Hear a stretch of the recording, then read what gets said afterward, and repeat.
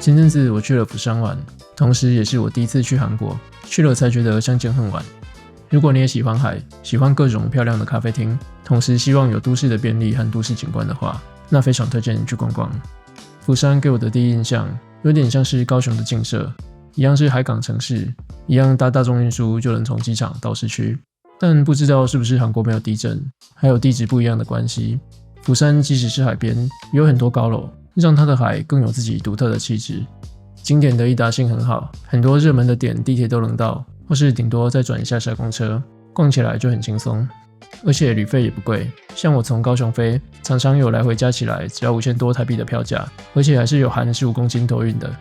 住宿对我这种独立的人来说，价格也很友善，有很多这种软装好看的 Airbnb 或旅馆，一晚只要1000台币出头。像这间我住了3天平日，还不到3000块。如果你结伴同行，就更是划算到不行。在开始 vlog 之前，给跟我一样是第一次去韩国的朋友们一些我的前置作业心得，如果你是老手可以跳过。首先是地图，因为地缘政治的缘故，直到我做这部影片的时候，韩国才刚开放 Google Map， 他们主要是用自家的地图 App， 我试了几款，比较习惯的是 Naver 地图，导航的准度很好，我搭地铁转公车都没什么问题，但小缺点就是中文界面只有简体，如果你用繁体会搜寻不到地点，所以就算你是超级 P 人，还是建议把有兴趣的点事先全部加进清单里面，到时候再从里面选出来导航就好，要不然就是从 Google 地图搜寻，复制好韩文名称或电话，回 Naver 贴上。虽然 Google 也开始能导航了，但目前店家的营业资讯大部分还是只有在当地的地图 App 有更新，也许要再等个半年或1年才能放心用 Google 地图。翻译的话，我觉得 PapaGo 的精确度会高一点。换汇的话，从机场要搭轻轨去市区的地方，就有一台机器可以换，汇率会比机场好一点点，这是我觉得最方便的方式。现金我只用来储值地铁卡，还有只收现金的小吃摊之类的。我这次换了2000台币，最后用不完。大部分的店家都可以用 Apple Pay， 如果 Apple Pay 刷不过，我有带一张绑在上面的 JCB 实体卡，实体刷卡我就还没失败过。韩国的地铁卡叫 T-Money， 就跟台湾的悠游卡或是一卡通差不多。如果你没有特别想挑的款式，可以换汇完，顺便在便利商店买一张。行程的部分我没有买釜山 Pass， 因为我仔细想了一想，并不是真的全部的行程我都很感兴趣，不想为了值回票价搞得像在行军，反而没有旅游感。插座的部分要注意，韩国的电压是220，插座是这种2孔圆形有凹槽的，买转接头的话也要买有凸起的，如果单纯只有2根，可能会遇到插不进去的窘境。第一天到住处就很晚了，直接从第2天开始。前2天我住在广安大桥旁的 Airbnb， 就是想离海近一点，带大家简单 room tour 一下。这个房东有很多类似的公寓型房型，我住到的跟照片上的家具不太一样，但也算好看。平日每晚只要1000左右，再加一点钱 Airbnb 上也有看得到广安大桥的住宿可以选，但我只待几天，应该都会在外面跑，所以这次就先不定那么好。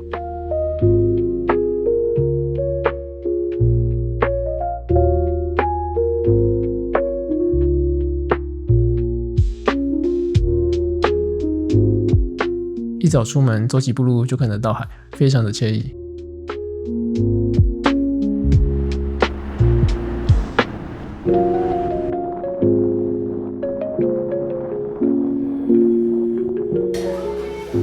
走去很红的贝果店吃早餐，种类很多，人也蛮多。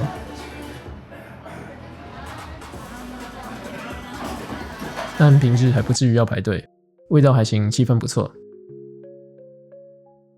中午跟之前在台湾认识的釜山朋友一起吃猪肉汤饭，我先到附近晃晃，随便拍都觉得很好看。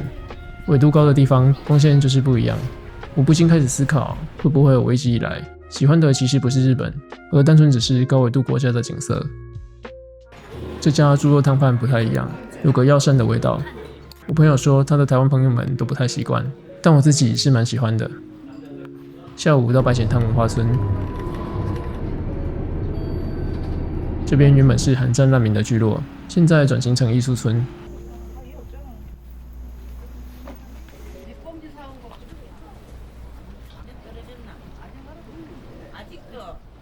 色系有一点生吞连理的感觉，海景相较于广安又是另一种氛围。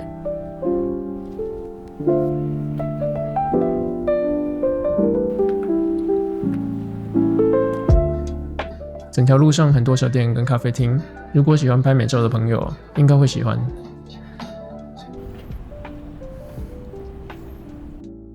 本来打算到这家海景咖啡厅，但人实在太多，就到附近另一家原本没在名单上的，也很不错。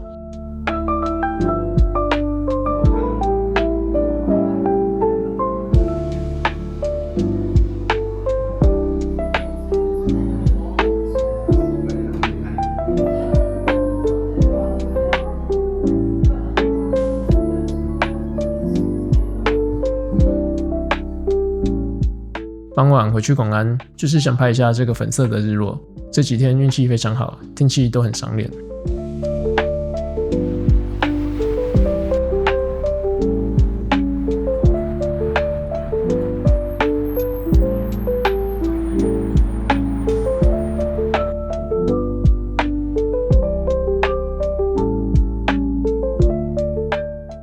晚上去西面逛街，这次来韩国锁定了关注了很久的木辛萨。它有点像韩国版的 Zara， 可惜我喜欢的衣服刚好没有想要的尺寸。逛了另一间 Seconds， 这间有点像韩国版的 H&M， 买了一件不错的厚外套，度过那几天突然变冷的天气。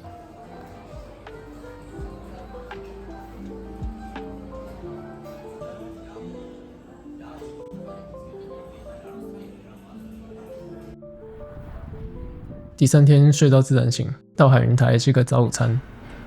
这间也是很红的店，排了一下子。我点了 X Inhale， 蛋跟香肠在微辣的番茄基底中，还有很多 cheese， 配面包吃非常开胃。吃饱后来到海云台的海边，我来的时候是10月底，已经有海鸥了。虽然相距没多远，这边的海又跟广安大桥的不一样。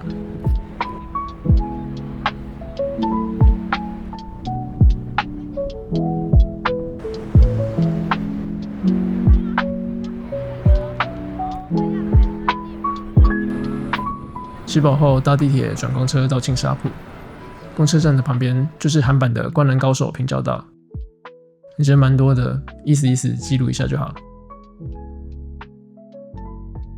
来到另外一家海景咖啡店，开始有一种看海看太饱的感觉。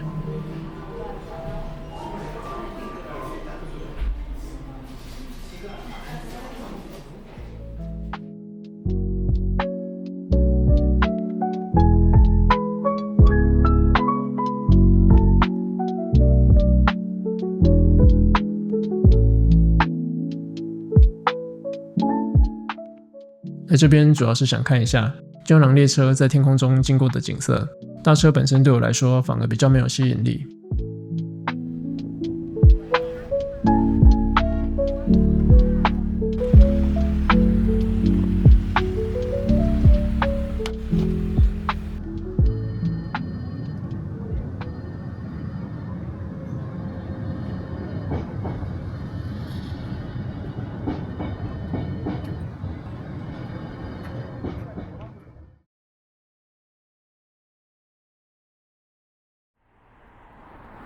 傍晚来到了贝101，准备看日落跟魔幻时刻的海边高楼群。本来以为人会很多，但空荡荡的。往视野最好的停车场前进，才看到一群钓鱼爱好者。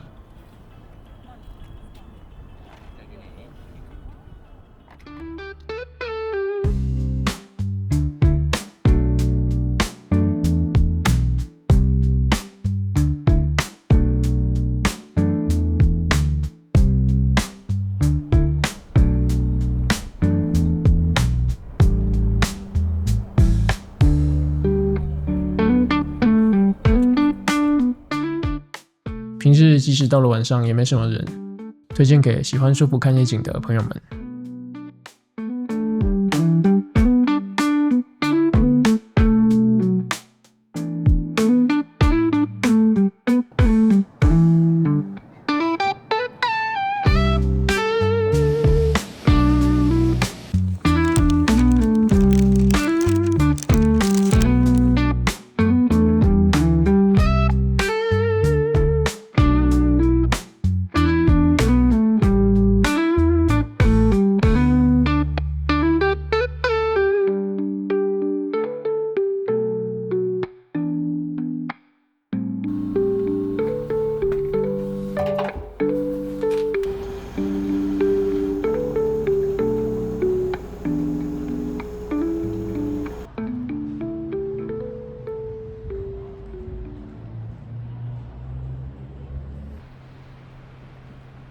第4天一早退房，先去公馆附近另一家想去的咖啡厅。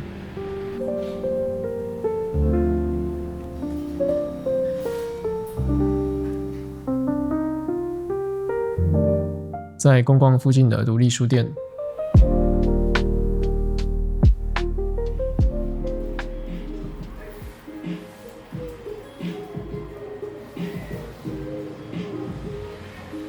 有很多在地的摄影书跟 zine， 而且不知道是不是店家的喜好，从文学到画册到摄影集，到处都有猫咪相关的刊物，很可爱。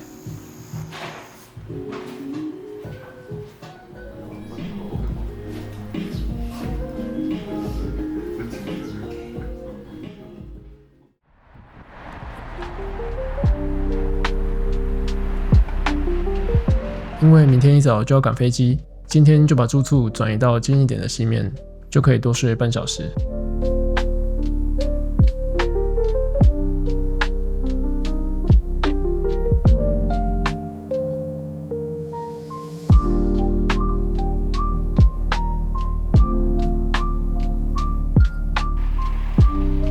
来到了同样是咖啡一级战区的田埔工具街。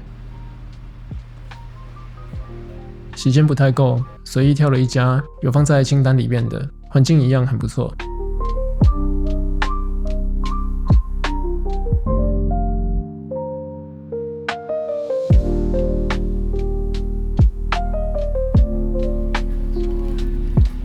吃饱后，到南浦东的乐天百货光复店，这边有一个免费的观景台，搭电梯到百货的11楼，然后转搭到13楼。就是 City View 跟 Ocean View 2个观景台，人一样也不多。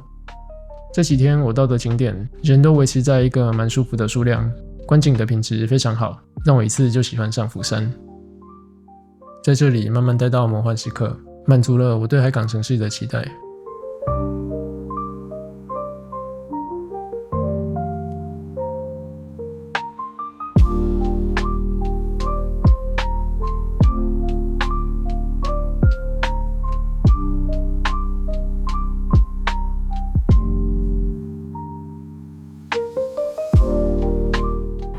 晚上到附近的光复路逛街，这阵子物欲比较低，没看到特别想买的东西，就继续走到 BIFF 广场吃点小吃。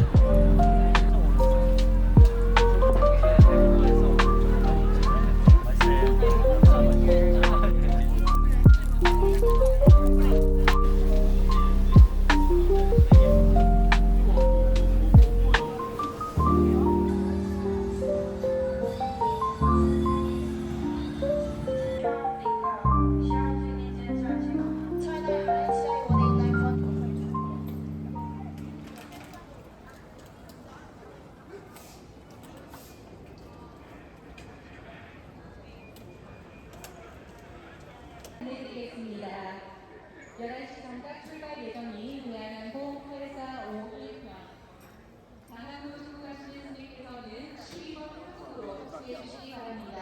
감사합니다.